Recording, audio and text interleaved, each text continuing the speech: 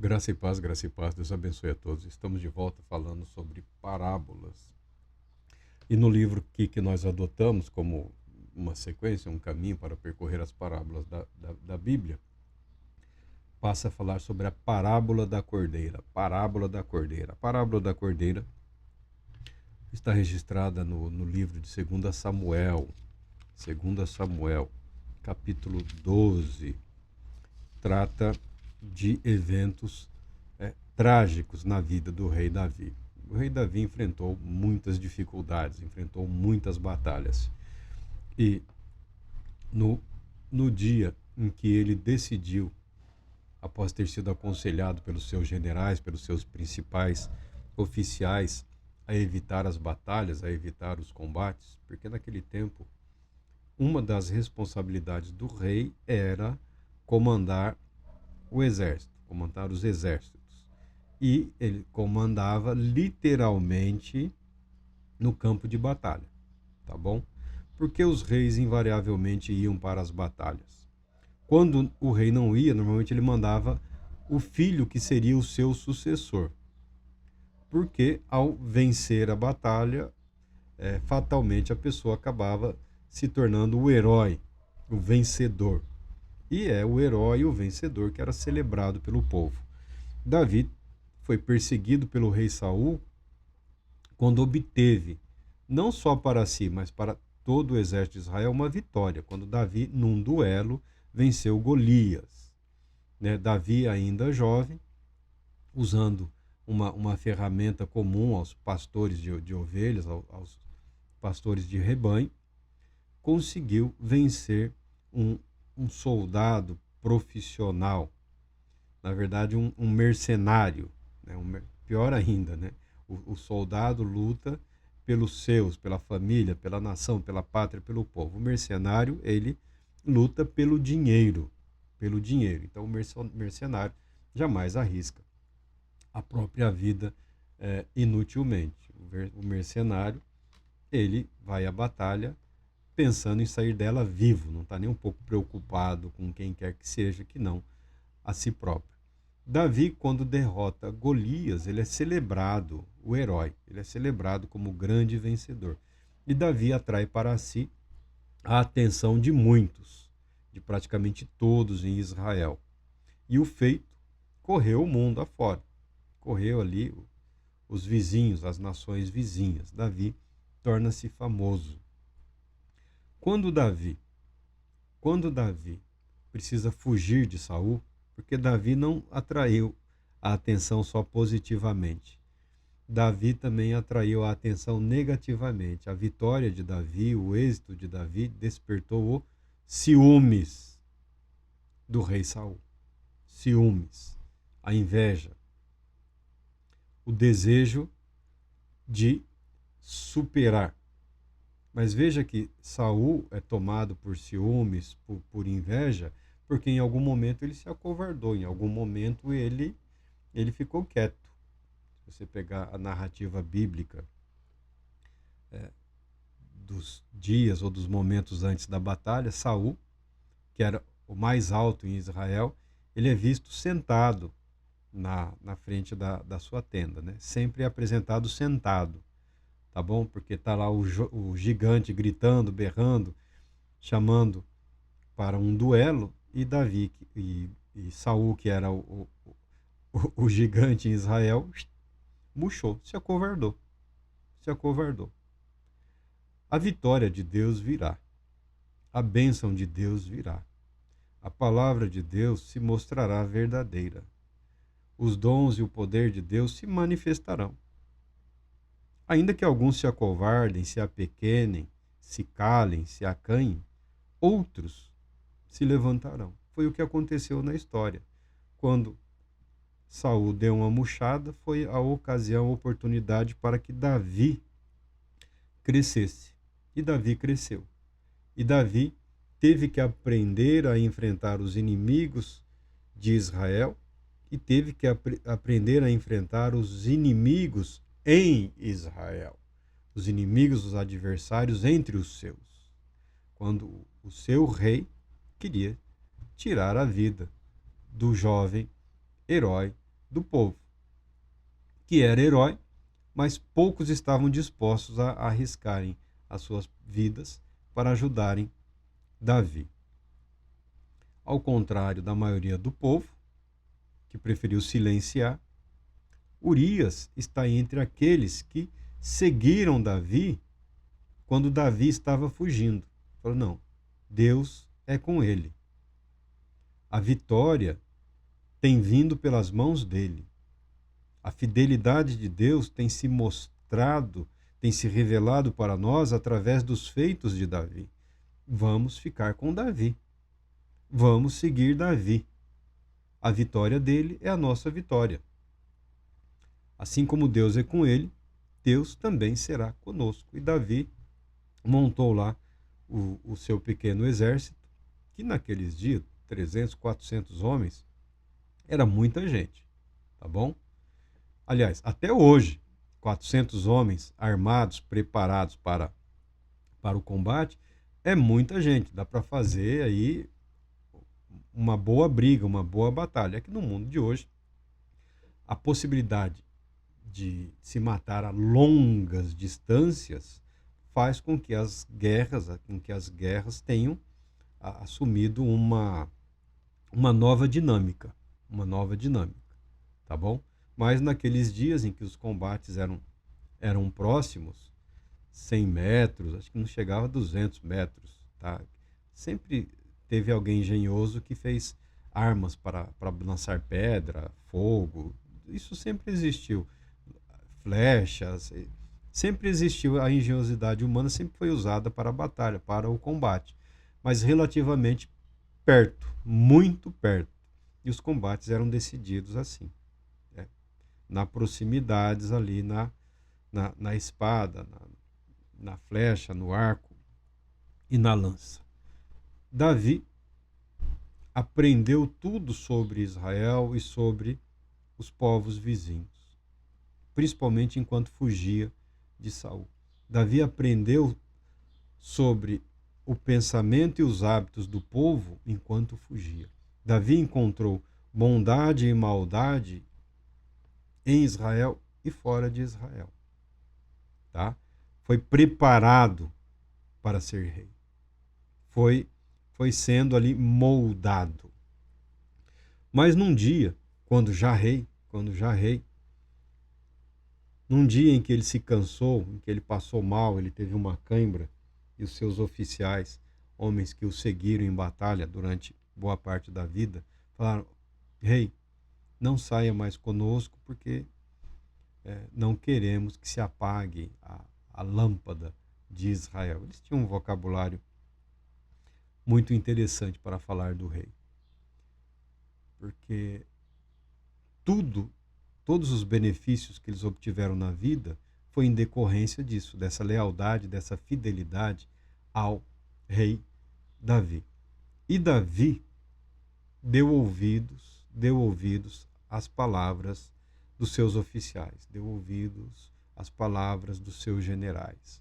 Entre eles, os seus irmãos, sobrinhos, primos, mas Davi ouviu e se recolheu ao palácio. Enquanto o exército saiu para uma nova batalha, um novo combate, Davi estava no palácio. E na segurança e no conforto do palácio, Davi foi obrigado a enfrentar o seu maior adversário, o seu maior inimigo, que é o rei Davi.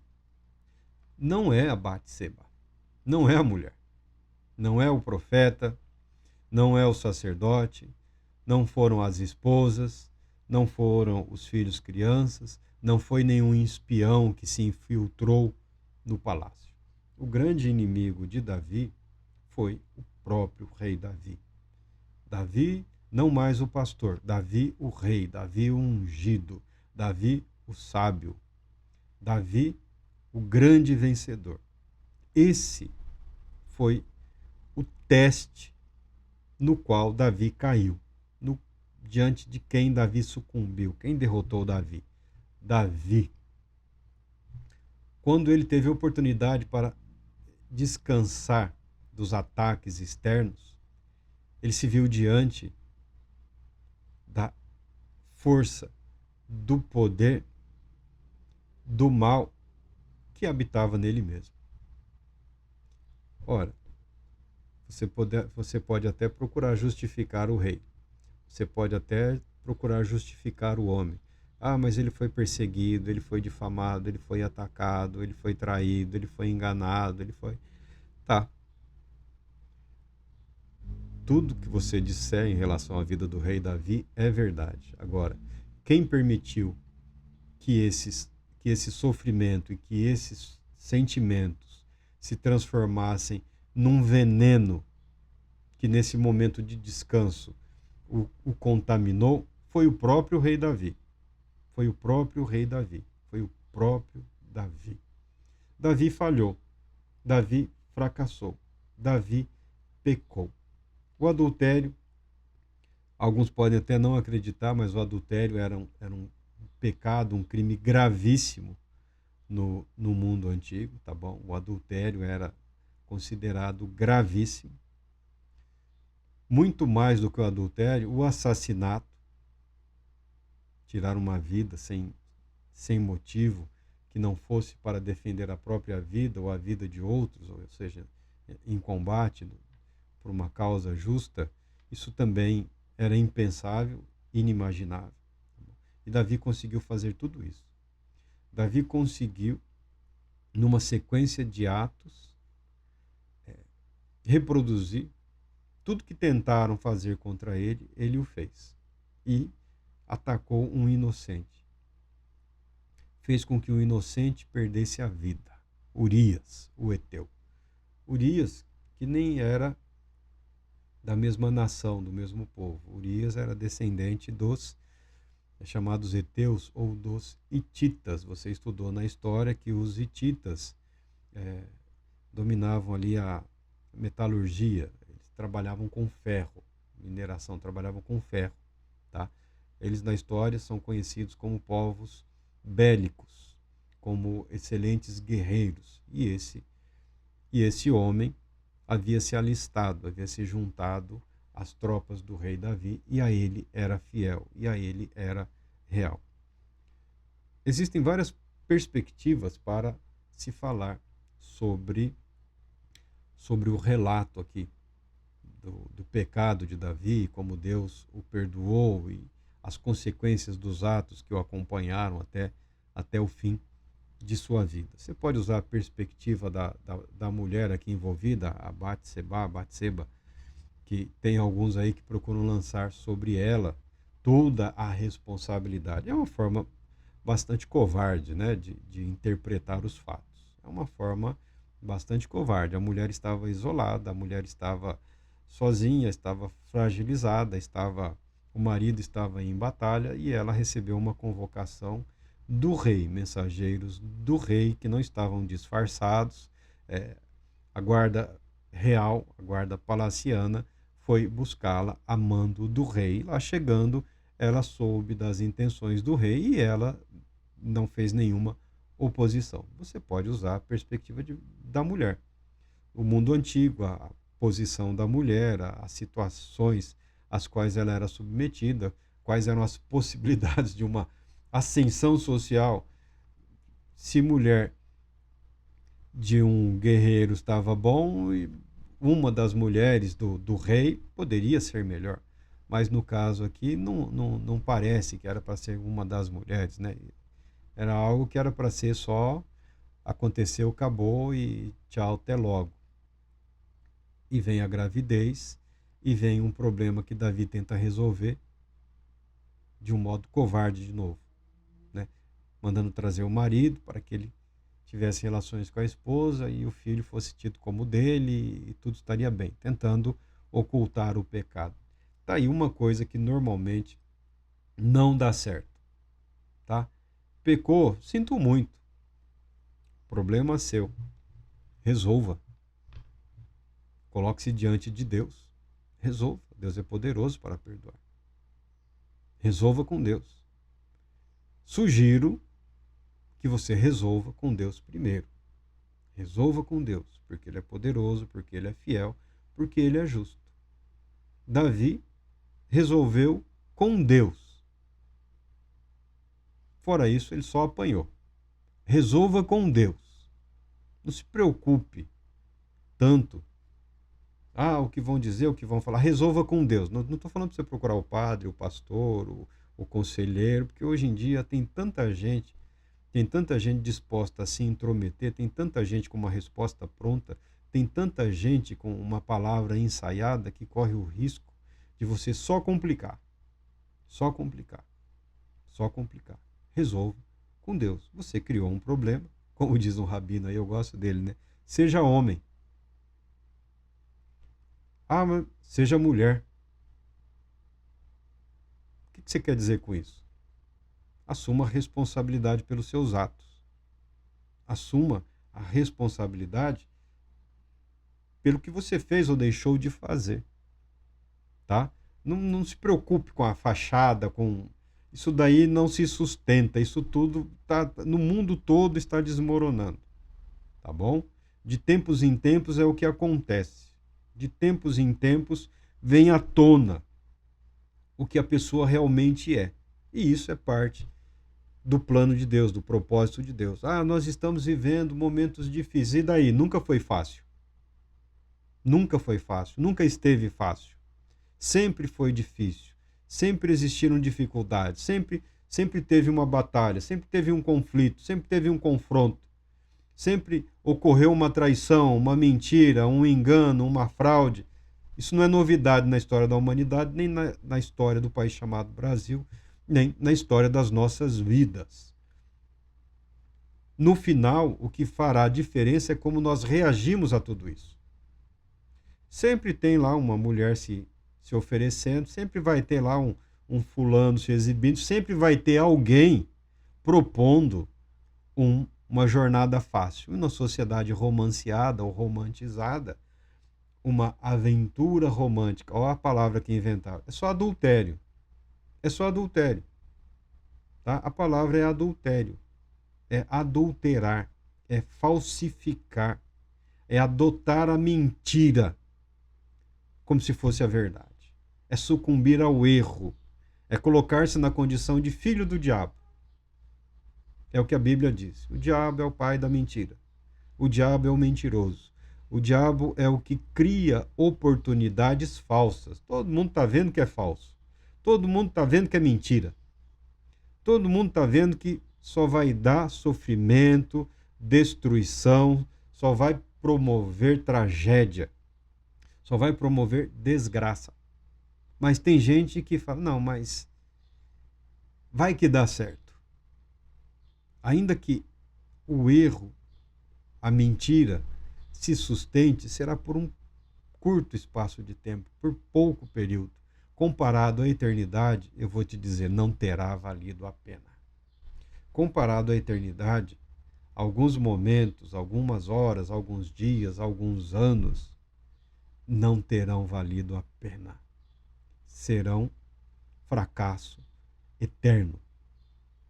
Sempre começa nas pequenas coisas. Davi estava lá, sem sono. Por quê? Como rei, o que ele tinha que fazer? Não tinha nada para fazer. Tinha nada para fazer. Corpo acostumado à atividade, agora ele é lançado numa situação de extremo conforto. Sem sono, vai para as varandas lá, vê a mulher, quem é? É a esposa do Urias. Manda buscar. E foram, e obedeceram. E ela aceitou.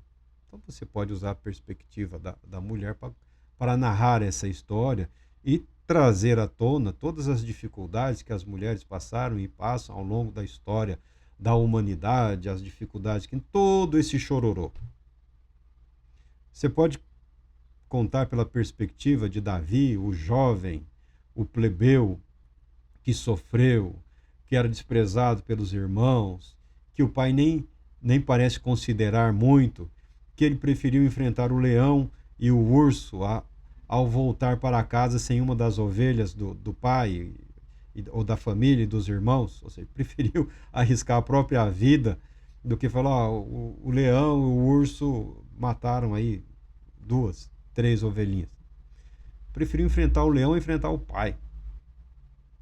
Enfrentou um gigante. para ver se escapava daquela vidinha que não parecia ter muita perspectiva. Enfrentou a traição e a perseguição do rei. Enfrentou a falsidade de amigos, de aliados, de inimigos. Você pode contar o chororô que você quiser.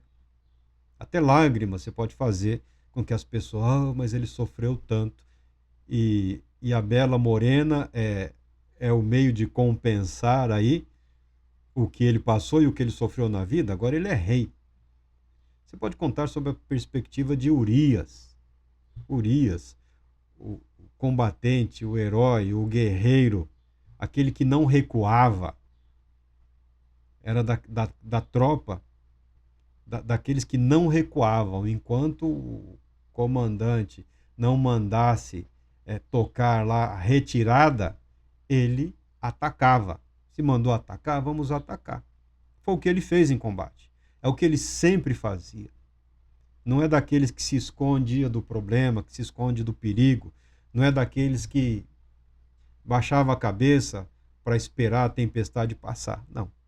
O inimigo é poderoso, o inimigo é valente, nós também o somos. Vamos para cima. Vamos para cima. Guerreiros guerreiam. Ele não estava lá para cantar, para tocar harpa. Estava lá para a batalha. E foi. Foi traído. Provavelmente nem percebeu. Não houve tempo. Ele foi traído. Foi deixado na frente de batalha e morreu. E foi morto pelo inimigo. Você pode contar a história desse homem que deixou os seus para seguir o rei Davi, para seguir o jovem Davi, porque viu no jovem Davi o agir de Deus entre os homens. Não, esse jovem, ele é diferente. Deus é com ele. As coisas estão dando certo com ele. Vamos segui-lo, vamos acompanhá-lo. Somos teus, ó Davi. É isso que aquele grupo de guerreiros falava para Davi. Somos teus, estamos ao teu serviço, porque Deus é contigo. A luz de Deus brilha através da sua vida. Davi era como que uma luz para aqueles homens. Então, quando teve a câimbra, se cansou, que não se apague a lâmpada, a luz de Israel. Você pode contar sobre a perspectiva do profeta Natã, que vivendo em Jerusalém foi chamado por Deus com uma missão de fazer o rei acordar do pecado, porque Davi estava adormecido, amortecido, estava confortável com a mentira, estava confortável com o adultério, estava confortável com o assassinato. Você pode contar sobre a perspectiva do general de Davi, que recebeu a estranha mensagem do rei para que um dos seus fosse deixado para ser morto. Você pode adotar toda e qualquer perspectiva, ela não será equivocada. Mas tem uma que chama a atenção. Eu o teria abandonado, porque a sabedoria diz isso. Eu teria abandonado Davi. Se Natã não fosse o profeta, se Deus não tivesse chamado Natã provavelmente não teria ido, porque não colocaria em risco a sua vida se não fosse a serviço do Todo-Poderoso Deus. Confrontar um rei era praticamente pedir para ser morto. Não só perder a própria vida, mas havia o risco de toda a família ser responsabilizada pelos seus atos, tá bom? O mundo antigo era terrível. Não que o mundo de hoje seja maravilhoso, magnífico. Muitas coisas melhoraram e melhoraram muito. Mas o fato é que eu teria deixado o cara lá. Problema dele. Ah, Davi, tá problema do Davi, problema da mulher. Sinto muito, Urias, pelo seu sofrimento. Natã, você é o cara. Você é o profeta. Se vira. Não, mas vai jogar para mim essa batata quente? Eu provavelmente teria deixado para lá. Que é o que a sabedoria dita. Não te oponhas ao perverso.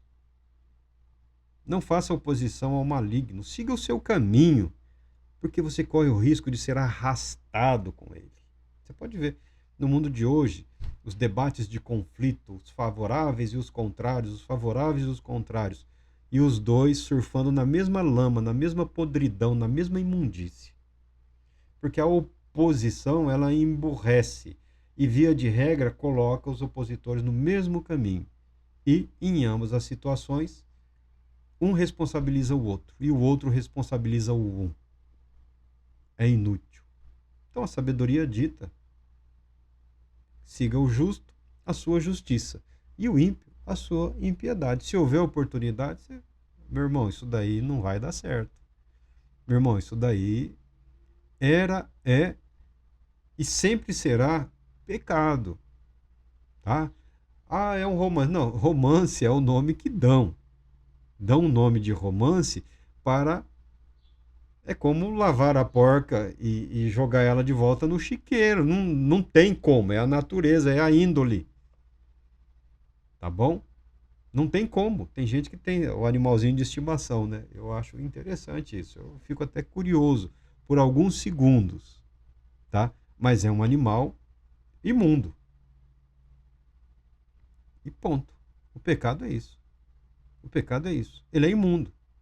O pecado cheira mal. O pecado putrefa qualquer fragrância.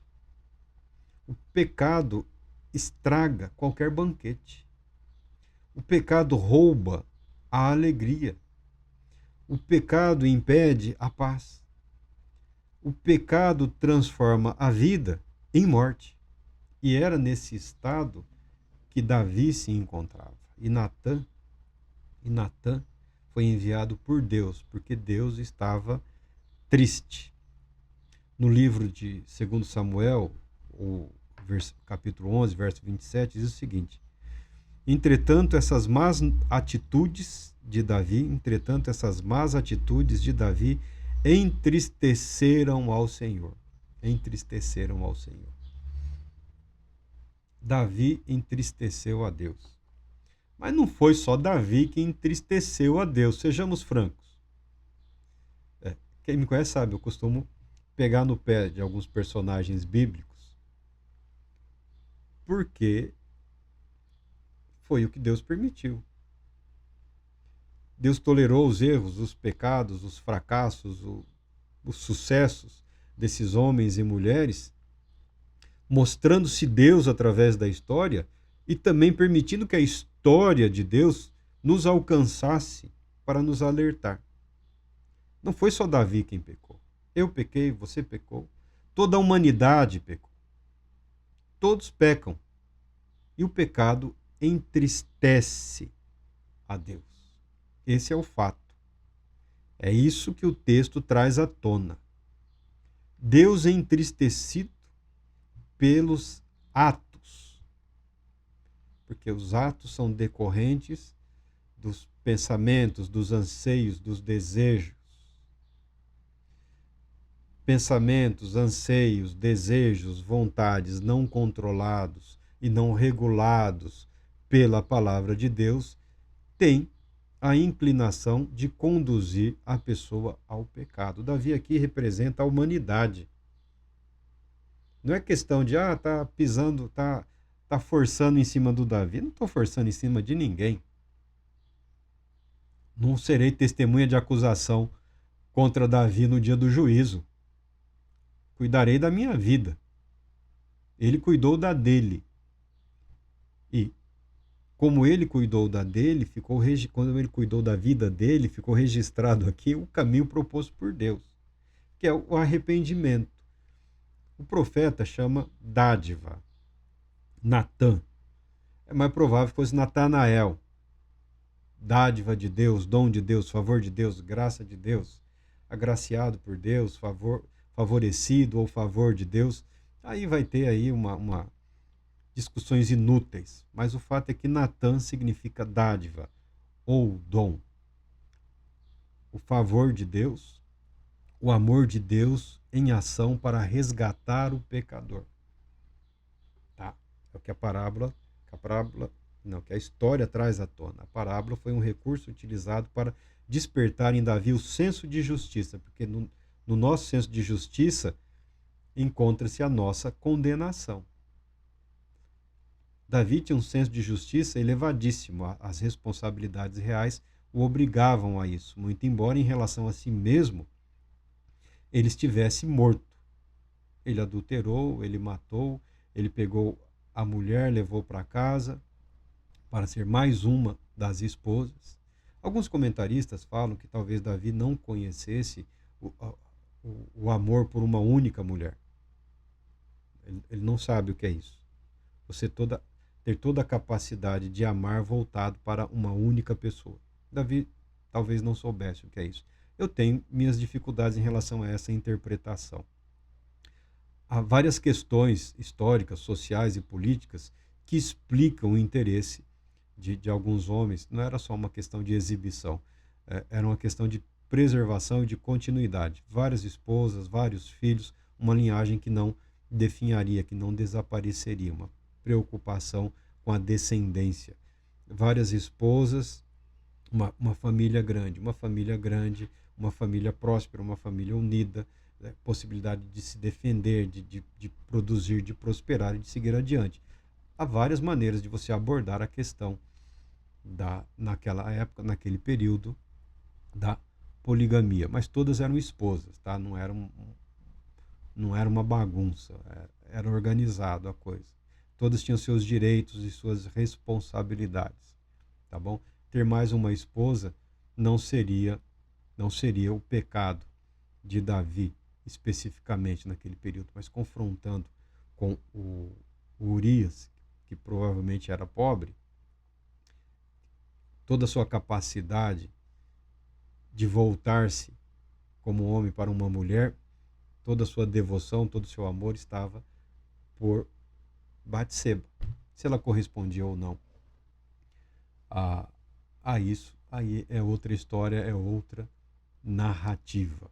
Mas a que nos interessa é essa. Davi representa a humanidade. E nesse ato de representar a humanidade, ele como humano que é, ele falhou, porque a humanidade falhou. Isso tem desde Adão, e você pode escolher o período da história que você quiser. Analisado no contexto humanidade perante Deus, invariavelmente você encontra um fracasso, uma derrocada. E nós estamos vivendo aí um período da história em que a humanidade, de novo, parece estar muito disposta a afrontar o Todo-Poderoso Deus, recusando-se a seguir adiante, voltando-se para pensamentos e práticas que já foram vencidas, ultrapassadas, mostradas e demonstradas como equivocadas, pecaminosas, impuras, imundas. Mesmo assim, inclusive no ambiente religioso, tem alguns que se apaixonaram porque tem pressa, né? Porque tem pressa.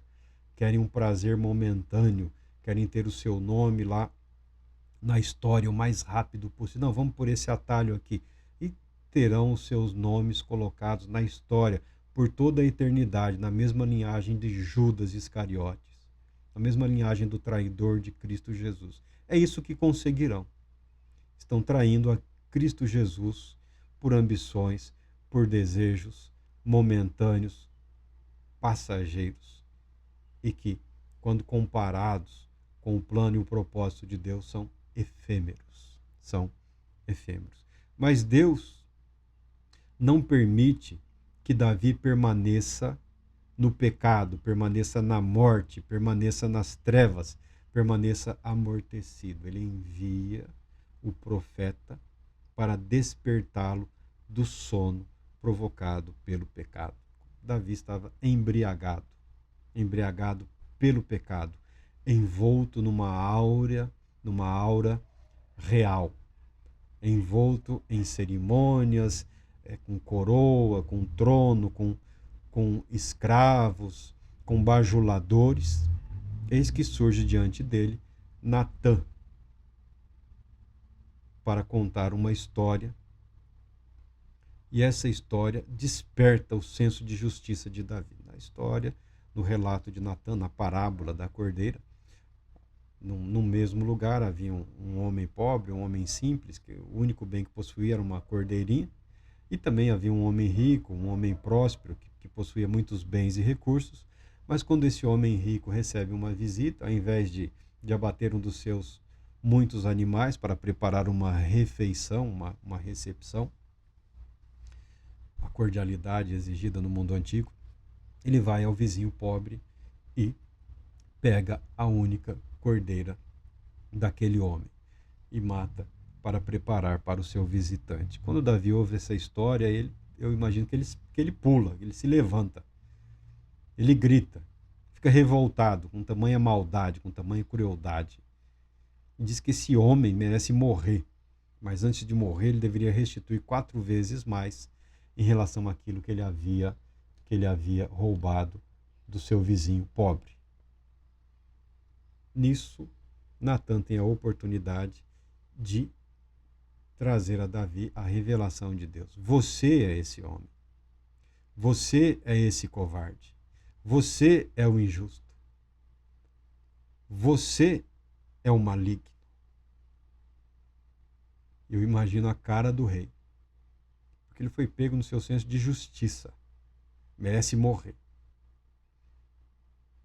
E pelas nossas palavras, nós seremos condenados ou absolvidos. As pessoas estão discutindo aí um monte de coisas, mas eu gosto de lembrar. O mais sagrado dos direitos não é de falar o que você pensa. O mais sagrado dos direitos é de permanecer calado, de evitar a autocondenação.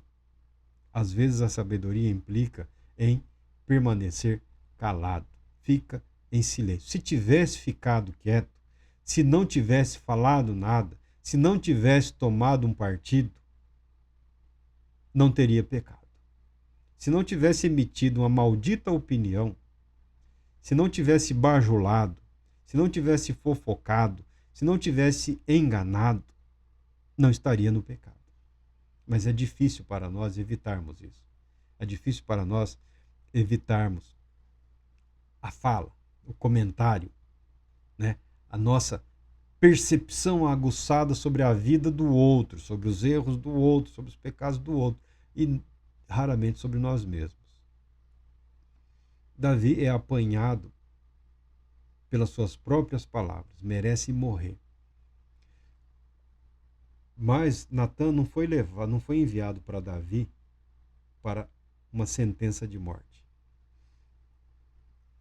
Talvez tivesse sido até mais fácil uma sentença de morte. Morrerás em combate, morrerás daqui 1 mês, 1 ano, isso talvez tivesse sido mais fácil. Mas Davi recebeu de Deus a sentença de vida. Sentença de vida. Está aí uma coisa contra a qual muitas pessoas têm lutado, somente em dias como hoje. Sentença de vida. Você não vai morrer. Por quê? Porque Davi reconhece que pecou contra Deus. Antes de pecar contra e com Batseba, antes de pecar contra o casamento, antes de pecar contra a família, antes de pecar contra o Urias, antes de pecar contra os seus generais, porque ele se apequenou, ele se mostrou mesquinho. Ele criou uma oportunidade para que outros fizessem dele refém. Ele se apequenou. Davi se agigantou ao longo de sua vida, mas num único momento ele conseguiu se apequenar, se diminuir. Mas Deus não o abandonou, como Deus não abandona a humanidade. Como Deus enviou essa dádiva a Davi, ele enviou Jesus Cristo para a humanidade. Tá? Natan aqui, ele também simboliza o verbo vivo, a palavra encarnada, a sentença de vida, com possibilidade de que essa sentença de vida se transforme em vida eterna, dependendo sempre da nossa decisão. Davi se mostra aqui o homem segundo o coração de Deus, porque ele reconhece que primeiro ele pecou contra Deus, primeiro ele pecou contra a lei de Deus, ele pecou contra o plano de Deus, ele pecou contra o propósito de Deus para a vida dele, correndo o risco de ser lançado fora. Mas ele se arrepende e se humilha. E ele recebe de Deus a sentença de vida. Uma sentença de vida que poderia ser só de tristeza, humilhação e sofrimento. Mas em meio a todas essas circunstâncias desfavoráveis que o alcançam, que o atingem, ele é agraciado por Deus, a ponto de, no leito de morte, poder dizer que o Espírito de Deus falava por intermédio dele. Deus não o abandona. A sentença de vida, essa vida que muita gente considera um fardo, cansado, pesado, sobrecarregado, alegre-se. Pode se transformar na vida eterna. Não que será eternamente vivida como uma sentença, como uma punição ou como um castigo, mas como uma libertação de todo o mal que nos alcança e nos atinge. Por quê? Por conta do pecado. Ah, mas eu não fiz. Não estou dizendo que fez.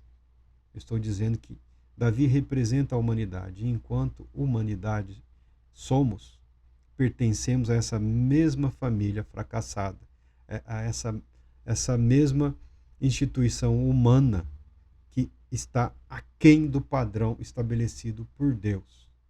Não é uma questão de disputar quem peca menos ou quem se santifica mais.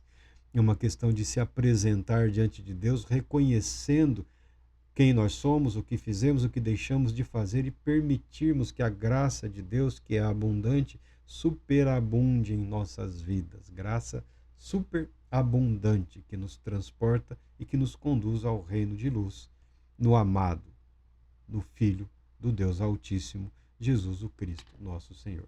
Deus Todo-Poderoso te abençoe, te proteja e te conceda paz, muita paz.